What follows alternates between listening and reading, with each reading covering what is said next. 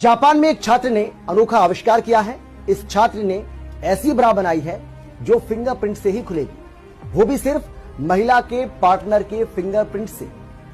अब टेक्नोलॉजी के इस लेवल को देखकर हर कोई हैरान है और सब यही बोल रहे हैं कि वाकई दुनिया बहुत तेजी से बदल रही है, बहुत तेजी से आगे जा रही है। लौड़ा कौन चौदक्कड़ छात्र है रे भैया, इसने बरा बना है फिंगरप्रिंट वाला।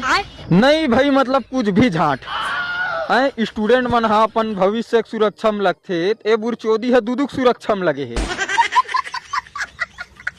नहीं भाई, मतलब आज दुदुल चपकत तो फिंगरप्रिंट वाले ब्रा बना दी, कल कोनो गाड़ मारही तो लौड़ा प्रिंट वाला चड्डी बना दे। नहीं भाई, यहाँ का लौड़ा टेक्नोलॉजी है इन गाड़ पैलक के। एक काम करूँ भाई, तुम आदमी के शरीर ला पूरा इलेक्ट्रिक कर दो, वायर, तांबा, एल्यूमिनियम, अपन केबल, लौड़ा लहसुन